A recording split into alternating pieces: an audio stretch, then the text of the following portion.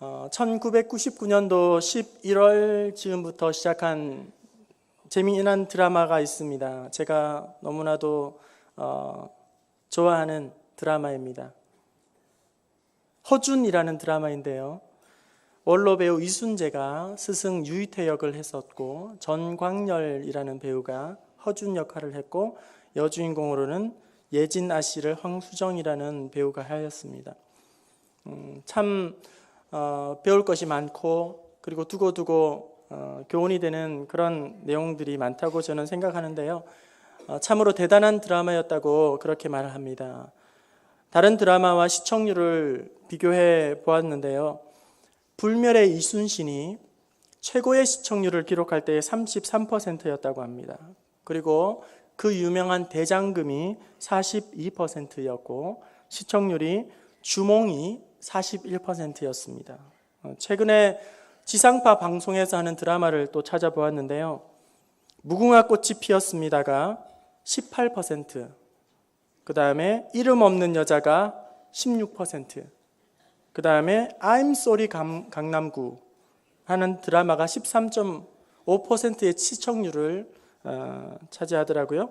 저는 처음 듣는 드라마들이지만 이에 비해서 당시에 이 허준이라는 드라마가 얼마나 대단했는지 최고의 시청률이 아니라 평균 시청률이 53%라 할 정도로 아주 대단한 인기를 누렸던 드라마이기도 합니다. 2000년 이후에 이 시청률을 기록을 넘어선 드라마가 한 편도 나오지가 못하고 있습니다.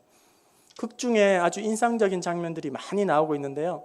그 중에 제가 참 기억에 남는 한 장면이 있다면, 허준이 이제 궁리가 되어서 왕궁에서 일을 하고 있을 때에 임금님의 처남이 이제 병이 들어서 구환을 하는 그런 장면이 나오고 있습니다.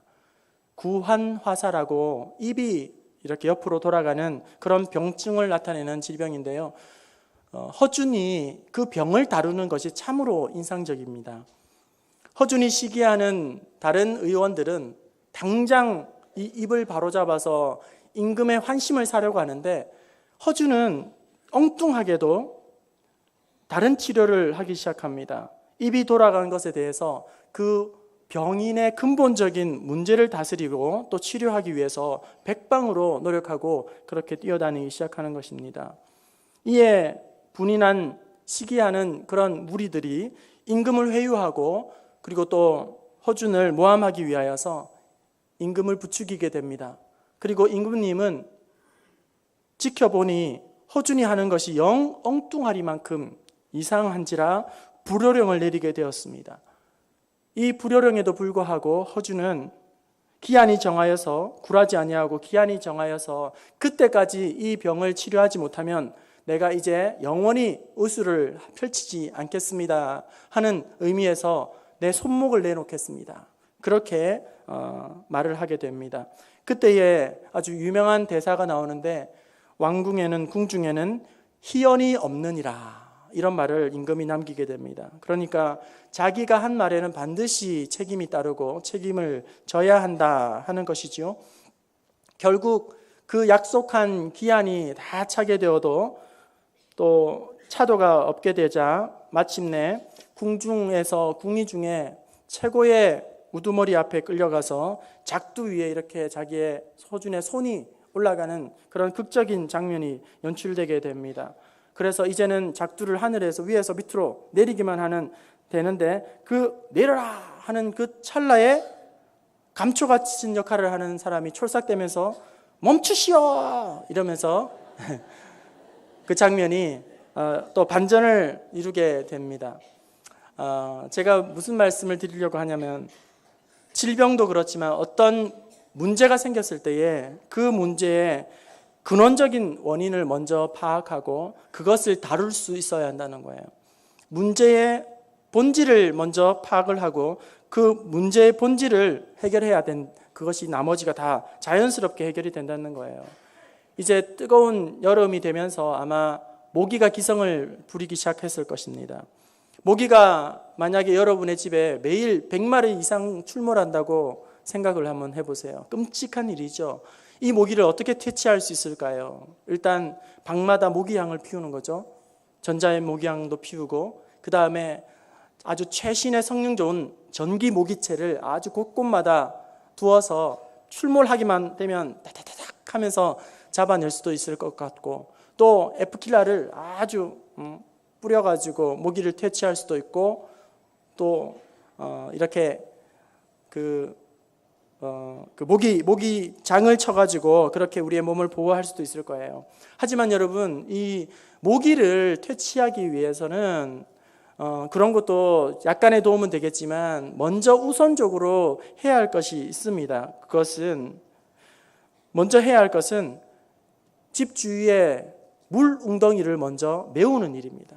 그래서 모기를 생산하는 그런 공장이라 할 수 있는 물 웅덩이를 메우지 않고 그냥 눈앞에 날아다니는 모기들만 퇴치하고 잡게 되는 것은 어디까지나 임시 방편에 불과하죠. 그리고 여름 내내 모기와의 전쟁을 계속 치러야 하는 그런 악순환이 반복이 되기 때문입니다. 앞서 제가 말씀드린 허준의 이야기도, 허준이 자기의 생명이 위급함에도 불구하고 엉터리와 같은 그런 엉뚱아리만큼 이상한 처방을 내리면서까지 질병을 처치하고 다스리는 것은 당장 눈에 보이는 질병을 다루고 또 병증을 현상만 고쳐내는 것이 아니라 그 병의 뿌리를 먼저 파내는 것이죠. 그래서 그 뿌리를 해결하게 되면 자연스럽게 이 문제가 해결되기 때문입니다. 그렇지 않고 안은 속인 골마 터지고 있는데 그 바깥에 빨간 약을 발라준다고 그 병증이 해결되는 것이 아니지 않습니까?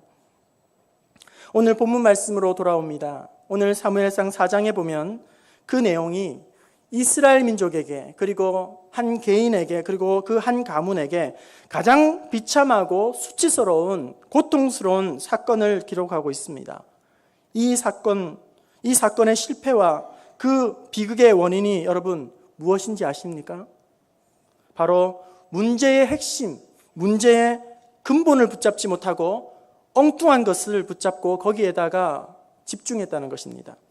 본질이 아닌 비본질의 마음을 쏟고 마음과 열심을 쏟았다는 거예요. 알맹이가 아닌 껍데기를 붙잡고 늘어졌다는 거예요. 하나님의 뜻을 알지 못하고 하나님의 뜻을 구하지도 않으면서 자기의 소견에 옳은 대로 판단하고 행동으로 재빠르게 옮겼다는 것입니다. 오늘 본문 말씀의 배경은 다음과 같습니다. 하나님의 백성 이스라엘과 이방 나라 블레셋이 전쟁을 치르게 되었습니다. 불행하게도 이스라엘 백성들은 그 전쟁에서 패하고 말았습니다. 그 과정에서 무려 4,000명이라는 백성들이 목숨을 잃게 되었고 민족은 큰 충격에 사로잡히게 되었습니다. 어떻게 이런 실패를 우리가 할 수 있단 말인가? 어떻게 하나님의 백성이, 하나님의 군대가 저 우상나라, 이방나라 블레셋에게 이렇게 수치와 모욕을 당할 수 있단 말인가? 이스라엘의 장로들이 모여서 그 패인을 분석하기 시작하고 대책 수습에 들어가게 되었습니다. 전쟁을 실패한 이유가 어디에 있을까?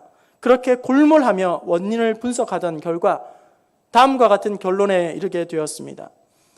하나님의 임재를 상징하는 언약궤를 전쟁에 동원하지 않았으므로 말미암아 졌다는 것입니다. 우리의 조상들은 중요한 고비 때마다 항상 하나님의 법궤를 가지고 앞세우고 나아갔어. 그래서 승리하였는데 자신들은 그렇게 하지 않았다는 것이죠. 이런 패인에 대한 결론을 내리자 그 다음부터 일사천리로 이제는 일이 진행되었습니다. 당장 실로에 사람을 보내어 법궤를 가지고 왔습니다. 그 법궤가 들어왔을 때에 금방 효과가 나타났습니다. 이스라엘 모든 민족이, 그리고 군대는 얼마나 사기가 충천했는지 땅이 진동할 만큼 큰 소리로 함성을 질러대었고, 반면 블레셋 군인들은 간담이 서늘하여 마음이 녹아내릴 정도로 부들부들 떨고 그렇게 혼비백산하였습니다. 그렇게 언약궤를 앞세우며 2차 전쟁을 하러 나갔을 때에 그 결과는 어떻게 되었을까요? 그들의 예상과 기대와는 완전히 다르게 빗나가고 말았습니다. 1차 전쟁보다 더 큰 패배를 경험하였습니다. 1차 전쟁 때보다 무려 8배나 많은 3만 명이 목숨을 잃어야 했습니다. 그리고 그렇게 자기들의 조상 때부터 지켜왔던, 사랑하고 아껴왔던 법궤를 이방 나라 블레셋에 빼앗기고 말았습니다. 그리고 엘리의 두 아들 홈리와 비나스도 즉사하였습니다. 이 소식을 듣고 엘리는 목이 부러져서 죽었습니다. 그리고 비누아스의 아내는 해산을 하다가 죽고 말았습니다.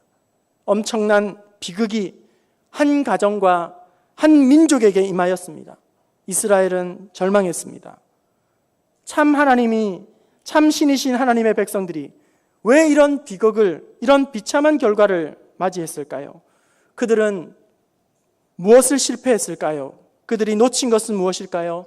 바로 문제의 핵심, 근본적인 것을 놓쳐버리고 엉뚱한 것을 붙잡고 거기에 목을 메었던 것입니다. 본질적인 것을 싸우지 않고 비본질적인 것에 목숨을 걸고 껍데기를 잡고 그리고 늘어졌기 때문입니다. 그렇다면 본질은 무엇이고 핵심은 무엇일까요? 그들이 놓친 것은 무엇입니까? 진정으로 그들이 붙들어야 할 것은 무엇입니까? 그들이 놓쳐버린 두 가지의 본질, 또 오늘 우리가 단단히 붙잡아야 할 두 가지 핵심이 무엇인지 함께 살펴보고 기도의 제목으로 삼기를 원합니다. 먼저 실패의 원인의 첫 번째는 그들이 하나님의 말씀을 놓쳤다는 것입니다. 위기의 상황 가운데에 놓였을 때에 붙들어야 할 진리의 말씀, 생명의 말씀, 능력의 말씀을 그들은 붙잡지 않았다는 것입니다. 1차 전쟁에 패하고 난 이후에 장로들은 원인을 분석하기 위하여 고민에 빠졌습니다. 그리고 그들이 한참을 고민한 다음에 다 같이 무릎을 탁 치면서 일제히 결론 내리기를 하나님의 임재를 상징하는 법궤를 함께 가지고 나가지 않았기 때문에 우리는 큰 패배를 당했다. 이렇게 그들은 결론을 내린 것입니다.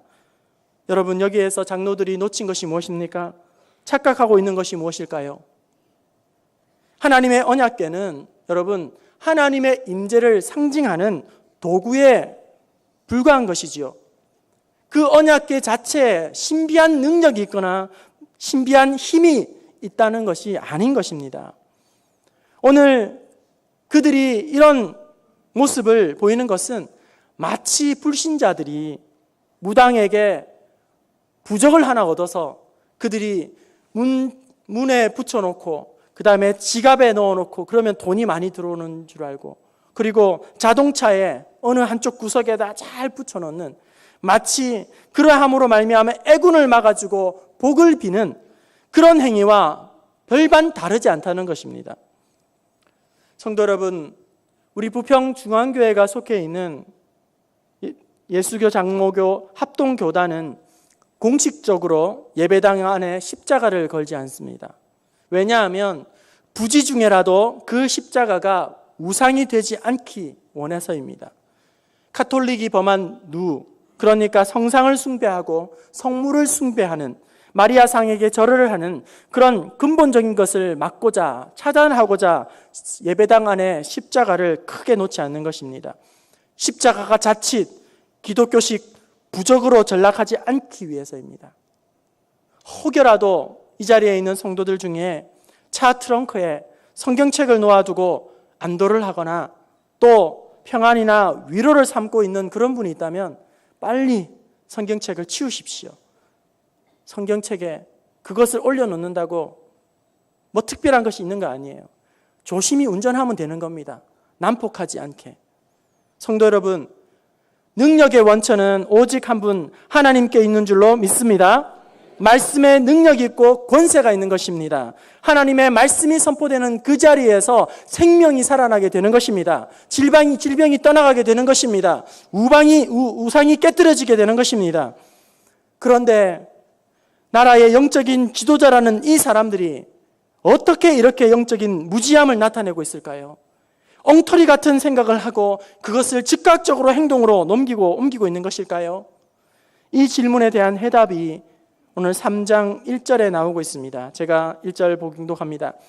아이 사무엘이 엘리 앞에서 여호와를 섬길 때에는 여호와의 말씀이 희귀하여 이상이 흔히 보이지 않았더라. 여호와의 말씀이 희귀했습니다. 말씀이 들리지 않았던 것입니다.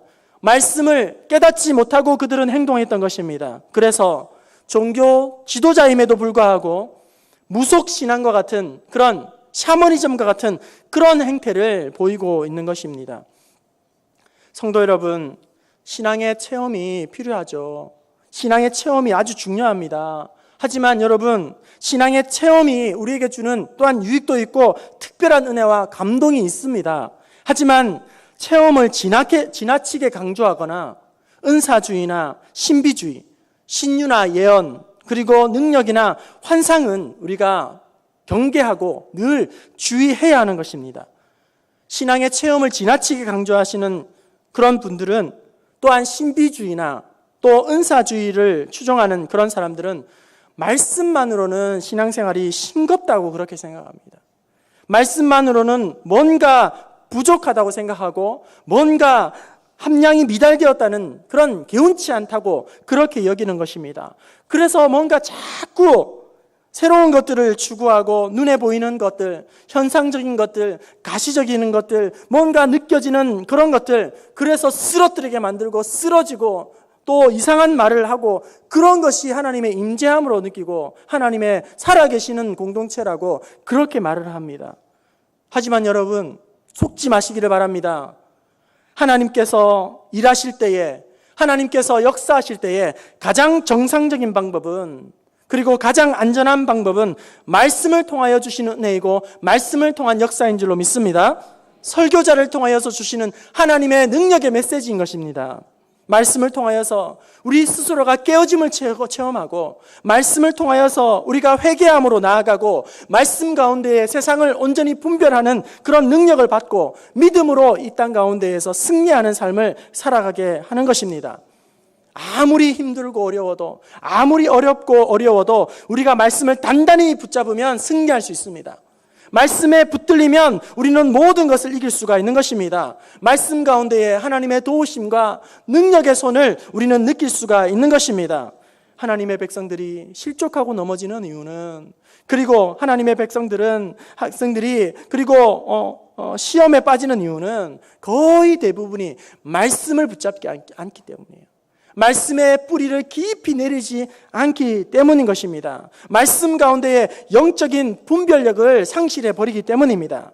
영적인 무감각함에 빠지기 때문에 저마다 자기의 소견에 오른 대로 자기의 경험이 말씀보다 앞서게 되고 자기의 생각이 주관이 하나님의 은혜보다 더 앞서게 되는 그러한 자기도 모르게 하나님의 공동체를 힘들게 하는 회방꾼 노릇을 하게 된다는 것입니다. 오늘 우리 가운데 다시 한번 하나님의 말씀의 능력과 하나님의 말씀의 주권을 깊이 인정하고 회복할 수 있기를 바랍니다. 기독교 신앙의 본질과 핵심은 말씀을 붙드는 것입니다. 말씀의 능력을 믿는 것입니다. 말씀으로 돌아가는 것이 본질로 돌아가는 것입니다. 예수님은 말씀으로 마귀를 무찌르셨습니다. 교회는 말씀과 함께 성장해 왔습니다. 말씀이 흥황할 때에 교회는 놀라운 부흥을 경험하였던 것입니다. 말씀만으로 충분합니다. 말씀만으로 충분합니다. 이런 믿음과 이런 고백을 회복할 수 있기를 바랍니다. 그 믿음이 흐트러지기 때문에, 그 확신이 무너지기 때문에 오늘 교회 안에서 이상한 실용주의가 넘치게 되는 겁니다.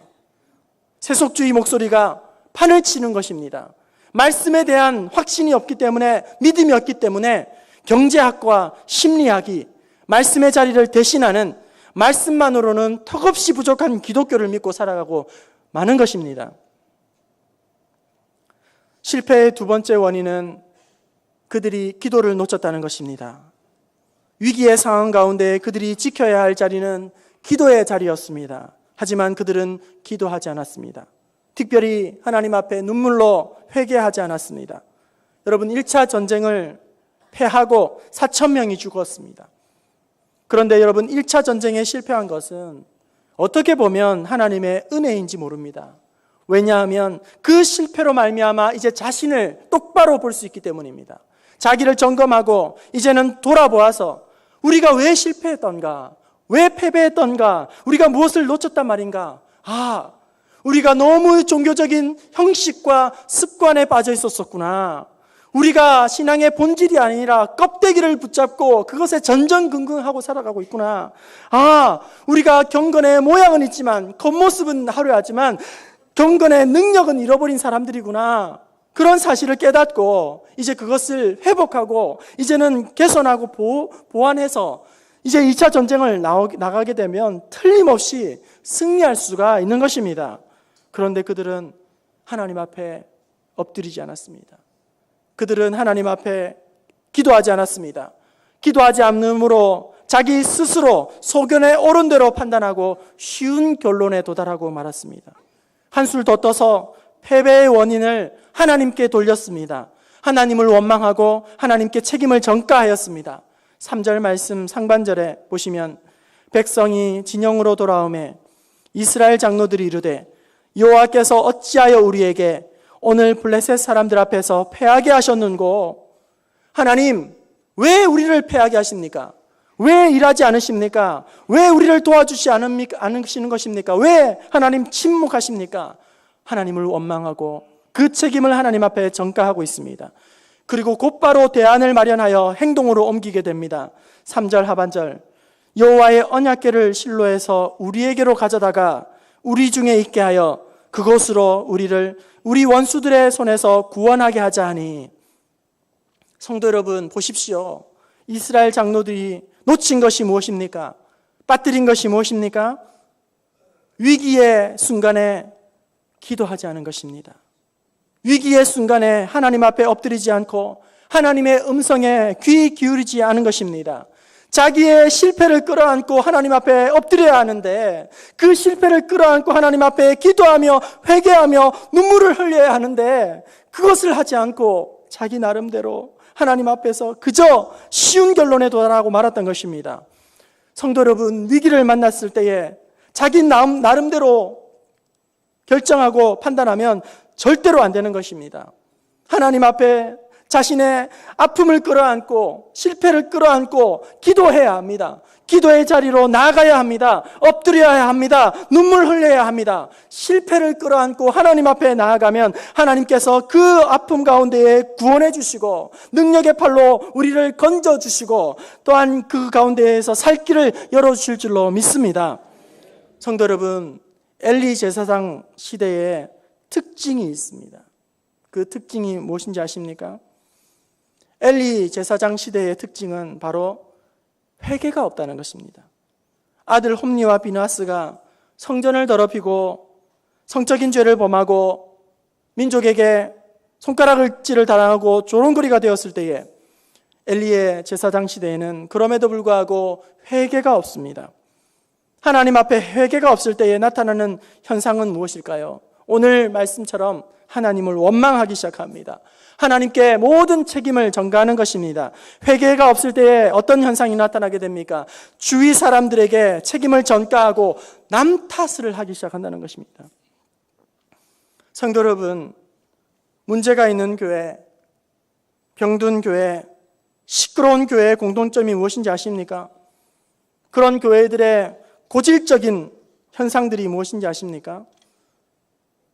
여러 가지 문제가 있겠지만 그 중에 하나는 책임 전가입니다. 서로에 대한 정죄와 비난만 가득할 뿐입니다. 목사 때문에 교회가 이 지경이 되었다고 말합니다. 장로 때문에 교회가 이 꼴이 되었다고 말을 합니다. 목사는 목사대로 성도들이 강팍해서 목회를 할 수 없다고 그렇게 말을 합니다. 이 사람을 만나면 저 사람이 문제라고 하고 저 사람을 만나면 이 사람이 문제라고 비난을 합니다. 그러면서 자기는 쏙 빠집니다. 자신은 잘못한 것이 하나도 없고 자기는 피해자라고 이야기를 합니다. 문제는 있는데, 분란은 있는데, 분쟁은 있는데 누구 하나 잘못한 사람이 없다면 이것이 무슨 노릇입니까? 누구 때문에 상처를 받았다, 누구 때문에 교회를 떠나야겠다, 그냥 남탓만 하고 있는 것입니다. 그러면서 자기는 쏙 빠져나갑니다. 그런데 여러분, 하나님 앞에서 눈물로 기도하면, 아픔을 끌어안고 하나님 앞에 회개하며 나아가면 상대방을 향하였던 이 손가락질이 바로 자신에게로 돌아오고 자신에게로 향하여진다는 것입니다. 남들을 정죄하고 비난하고 욕하던 입술이 이제는 하나님 앞에 눈물을 흘리며 회개의 입술로 바뀌게 되는 것입니다. 하나님, 성령님, 하나님이 일하지 못하도록 가로막은 것은 저의 죄 때문입니다. 이런 회개가 터져나오게 되는 것입니다. 회개하면 그 사람은 이제는 살아나는 것입니다. 회개하면 그 공동체는, 그 교회는 이제는 살아나는 것입니다. 회복이 시작되는 것입니다. 여호수아 7장에 보면 오늘 본문 말씀과는, 지도자들과는 너무나도 대조적인 그런 모습이 나타나게 됩니다. 여호수아 7장에 보면 이스라엘 백성들이 똑같이 실패합니다. 똑같이 패배하였습니다. 난공불락이라 할 수 있는 여리고 성을 크게 함락하고 이제는 그보다 너무나도 작고 초라한 아이성을 공격하였을 때에 아간의 범죄함으로 말미암아 이스라엘은 패하고 말았습니다. 그 실패가 얼마나 끔찍하고 충격적이었던지 이스라엘 백성들의 마음이 물처럼 녹아졌다고 그렇게 성경은 기록하고 있습니다. 그때에 여러분, 여호수아와 이스라엘 장로들은 어떻게 한 줄 아십니까? 오늘 본문의 지도자들과는 완전히 다른 모습으로 하나님 앞에 반응하고 믿음으로 나아갑니다. 여호수아 7장 6절, 여호수아가 옷을 찢고 이스라엘 장로들과 함께 여호와 앞에서 땅에 엎드려 머리에 티끌을 뒤집어 쓰고 저물도록 기도하니라. 땅에 엎드려서 머리에 티끌을 뒤집어 쓰면서 그렇게 나아가는 것, 그것이 무엇을 의미합니까? 하나님 아버지, 용서하여 주시옵소서. 하나님 앞에 자복하고 회개하며 그렇게 눈물로 기도했던 것입니다.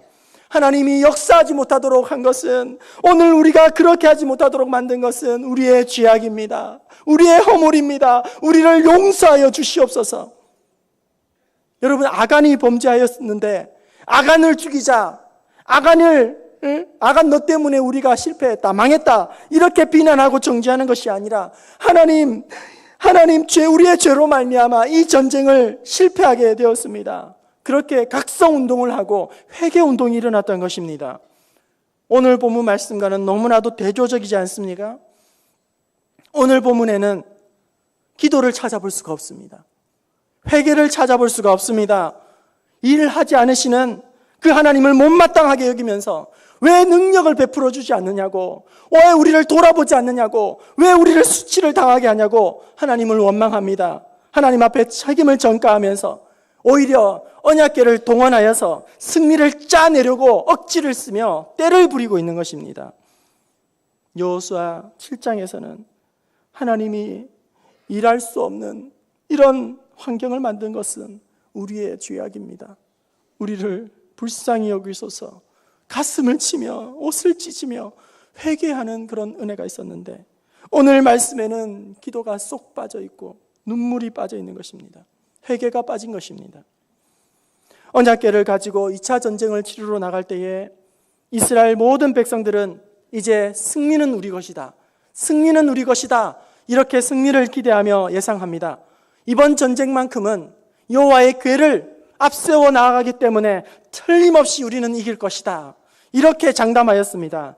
그런데 그 예상은, 기대는 보기 좋게 빗나가고 말았습니다. 3만 명이 목숨을 잃게 되었고, 그렇게 목숨처럼 아끼고 사랑하던 언약궤는 이방의 손으로 넘어갔으며 엘리의 두 아들 홈니와 비느하스는 그 자리에서 즉사하였고, 그 쇼크로 엘리 제사장은 목이 부러져서 죽었으며 자부도 죽고 말았습니다. 그때에 이런 고통 가운데 모든 이스라엘 백성들은 울었습니다. 온 나라는 눈물의 바다가 되었습니다. 전쟁에서 자기의 남편이 죽고, 자기의 아들이 죽고, 자기의 손자가 죽고, 민족의 지도자가 죽고, 언약궤를 빼앗기고 난 다음에 그들은 뜨거운 눈물을 흘리며 통곡하였습니다. 애통하였습니다. 하지만 성도 여러분, 이스라엘은 좀 더 일찍 울었어야만 했습니다. 엘리 두 아들이 성전을 더럽히고 있을 때 그들은 울었어야 했습니다. 제물에 손을 댔을 때에, 성전 안에서 안 좋은 소문이 흘러나왔을 때에 그들은 금식하며 울었어야만 했습니다. 1차 전쟁을 실패하였을 때에 그들은 하나님 앞에서 처절하게 울고 눈물로 회개했어야 했습니다. 그런데 그때 울지 않으니 이제는 피눈물을 흘리고 있는 것입니다. 상처가 안으로 골마 썩어 들어가니 그것 때문에 이제는 하나님 앞에서 절망하며 통곡하며 우는 비극을 그들은 맞이할 수밖에 없었던 것입니다. 성도 여러분, 내 마음에, 내 심령 가운데에 하나님의 음성이 들리지 않고 하나님의 진리의 말씀이 내 마음 안에 은혜로 다가오지 않는다면 여러분, 울어야 합니다. 교만이 내 마음에 파고들어 나의 아집과 나의 편견이, 나의 주장이 더 크게 나타날 때에 알게 모르게 슬쩍슬쩍 죄를 범하고 있음에도 불구하고 그것을 아픔으로 느끼지 못할 때에 우리는 울어야 합니다. 내 신앙이 바닥을 보일 때에 한 번씩 두 번씩 주의 성수를 하지 못하고 그것이 내 아픔의 찔림으로 아픔으로 다가오지 않을 때에 하나님 앞에 우리가 형식적이고 습관적인 예배, 냉랭한 예배를 드리고 있을 때에 내 믿음이 무너지고 있을 때에 우리는 울어야 합니다. 울어야지 우리는 살 수 있는 것입니다. 호세아 6장 1절 오라 우리가 여호와께로 돌아가자. 오라 우리가 여호와께로 돌아가자. 여호와께서 우리를 찢으셨으나 도로 낫게 하실 것이요 여호와께서 우리를 치셨으나 우리를 싸매어 주실 것이미로다. 인생의 좌절과 실패를 당하였을 때에 힘들고 괴로울 때에 여러분은 어떻게 하시고 있습니까? 어떻게 여러분은 돌파구를 찾고 있습니까? 생각이 복잡하고 어렵고 혼란스러울 때에 여러분은 어떻게 하십니까? 신앙의 우선순위를 다시금 점검하고 우선순위를 다시금 회복할 수 있기를 바랍니다. 말씀의 능력이 있음을 여러분 믿고 말씀의 권세 앞에서 하나님 다시 한번 능력 달라고 엎드릴 수 있기를 바랍니다. 신앙의 본질과 기본기는 말씀과 기도입니다. 말씀과 기도로 겸비하게 되면 오늘 우리는 그 고난의 자리에서 다시금 하나님의 영광을 보게 하실 줄로 믿습니다. 말씀의 자리, 기도의 자리, 말씀의 자리, 능력의 자리, 기도의 자리, 하나님의 역사함을 경험하는 그런 은혜가 되게 하실 줄로 믿습니다. 말씀 앞에, 기도 앞에 다시 한번 우리의 믿음의 본분을 점검하고 어려움 가운데에 더 크신 하나님을 만나고 그 하나님을 노래하고 간증거리가 넘쳐나는 저와 여러분 될 수 있기를 주님의 이름으로 축원합니다.